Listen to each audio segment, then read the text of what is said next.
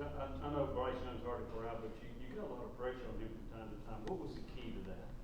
Yeah, we obviously respect him, as a football player. We knew if, he played, he was going to be a handful, and obviously he was. But, to be totally honest with you, everything we do, it starts with pressure, and we went into this game with the same mindset. We wanted to be able to attack, and, whether it was just with our front four or whether we're bringing five, we wanted to make sure that we tried to make him uncomfortable if we could. And he obviously made some plays, but obviously we made some as well. But, our hats offered to him, tremendous player, and he obviously did a great job. Rob, then Adam. Coach, halfway through the year, you did the second best rush defense in the league, one of the best in the country. Did you see that coming with this group, and what's led to you being that successful in stopping the run? Yeah, I'm gonna be honest. I know it's gonna be cliche. I very rarely even look at our stats, so I didn't know. I know philosophically, we definitely want to be able to, stop the run, and just the way we're built, the way the players in which we're playing with, they understand their gap responsibility, whether it's our front four, our linebackers, or our safeties are getting involved. But we can't allow teams to be able to throw it, run it. It just makes us uncomfortable, so to speak. So we want to make sure that we're taking something away, and so far we've obviously been pretty good at taking away the run. So that's a good stat to hear, but the reality of it is, we know we got a long season and we got to continue to get better. Especially early on in games, and certainly in this game, you guys are bringing pressure immediately, as you mentioned, and then the offense scoring quickly. You guys are bringing pressure again. It seems to create this sort of rushed mentality with the opponent. I'm curious to know how intentional that is, the partnership between the offense and the defense, to create that panic a little bit. Yeah. I think the reality for us is, again, I think it just starts with our philosophy. We want to play fast. We want to be aggressive. We obviously want to be physical. And, it just so happens, that, our offense plays with that type of same, mentality on offense. And I guess what you're describing is, we're playing with the same, type of culture on defense. So it's great if it makes the other opponents uncomfortable, but is it by design? Yeah, if that's what's working. But the reality of it is, it's just kind of who we are, and it's in our DNA. We want to be as aggressive as we can, and hopefully, make the opponent uncomfortable. Brent and Vince.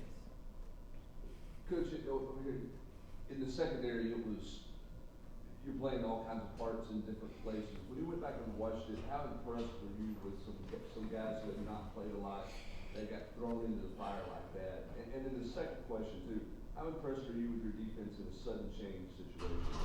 Because you haven't had many of those opportunities. You had one on Saturday, and obviously got off the field. Yeah, definitely excited about, the next man up mentality, because we talk about it a lot, right? I think every coach in the country kind of talks about it. But, we definitely try to live by that mantra. We also talk about you get what you earn, and a lot of those guys who had an opportunity in the secondary to play, have been working really, really hard, throughout the camp and obviously the season, and it was just so happened, this was the game that those guys had to play, a lion's share of the reps, and yeah, I'm extremely proud, because I know how hard those guys work, and the fact that they went in there, they didn't blink. Is a testimony to, again, the culture that we have in place right now in terms of, guys just being ready when their name is called. And, I thought that came to fruition, obviously Saturday. The second part of it, we pride ourselves in any time we take the field, trying to, put the fire out, so to speak. And, obviously playing, a great team in which we were playing, having a chance to go out there and, put the fire out was great to see those guys stand tall. Certainly the opponent was a consideration in some of the success that they had against your defense, especially in the past game. But what are some things you want to get cleaned up and corrected through secondary? Yeah, well, I think it's the defensive whole. I think, like I tell guys all the time, like he asked a question about the run defense, that's not a product of just the front nor just the linebackers. It's a product of everybody. What we ask the DBs to have to do, what we ask the linebackers and D-line, gives us the ability to play great run defense. Conversely, it's the same thing in pass defense. It's the front four, it's the linebackers being where they need to be, and it's obviously the DBs as well. So there are numerous things, that we have to get better at.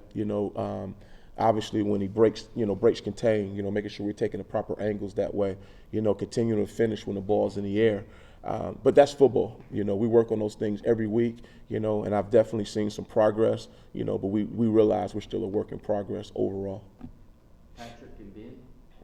Coach, you talked about the secondary having the next man up mentality. With Danico Slaughter, he went in there for Jalen, who's started 30-plus games in his career. How do you think he did? And for a guy that's played a lot of star, been more of a safety this year, can you talk about his progression just leading up to this? Yeah, Nico is one of the guys that, you know, we're extremely proud of, just again, because of how hard he works. You know, he never complains. You know, when he gets his opportunity, he goes in and he produces.